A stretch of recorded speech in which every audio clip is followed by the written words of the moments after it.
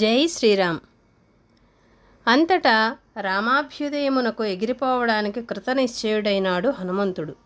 తూర్పు దిక్కుకు తిరిగి వాయుదేవునకు నమస్కారం చేశాడు. తండ్రికి నమస్కారం చేసుకోవాలి.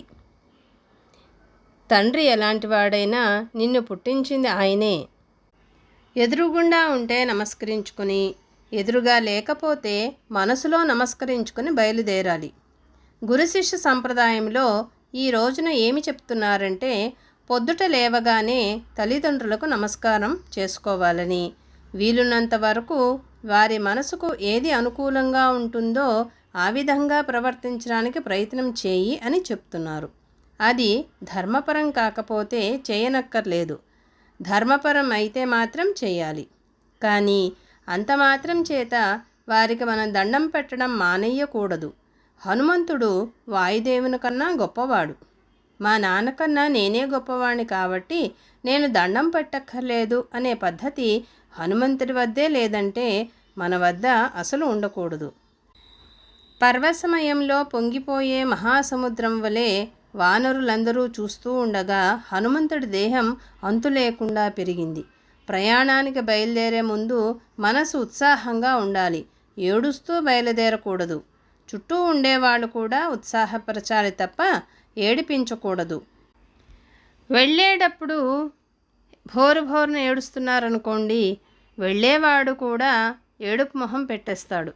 తరువాత కావాలంటే పక్కకి వెళ్ళి తీరిగ్గా ఏడవచ్చు. మనిషి చచ్చిపోయినా ఏడవకూడదు, ఎందుకంటే వాడు చేసే ప్రయాణానికి మనం అడ్డుపడుతున్నాము. మంచి పని మీద వెళుతున్నప్పుడు మనిషిని ఉత్సాహంగా పంపించాలి. అందుకని హనుమంతుడి మనస్సు ఉప్పొంగే విధంగా వానరులు జయ జయధ్వానాలు చేస్తుంటే హనుమంతుడు తన శరీరాన్ని అంతు లేకుండా పెంచుకున్నాడుట. అది సూక్ష్మ శరీరం కలవాళ్ళకి మాత్రమే వీలవుతుంది. సూక్ష్మ శరీరం మాత్రమే అలా పెరుగుతుంది, భౌతిక శరీరం అలా పెరగదు.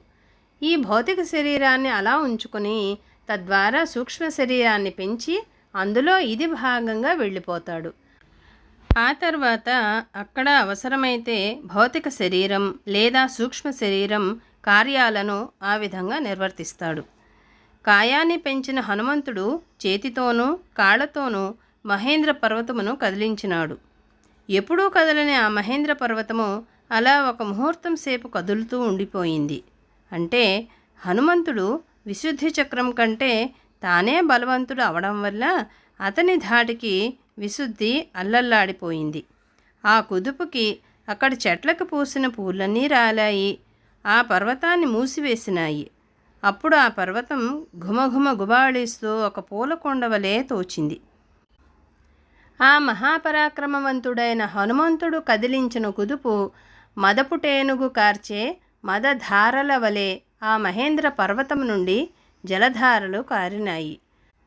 ఆ కుదుపుకు రాళ్లన్నీ విచ్చిపోయి బంగారు, వెండి, ఇనుము చారికలు ఆ మహేంద్ర పర్వతం మీద కనిపించాయి. జై శ్రీరామ్.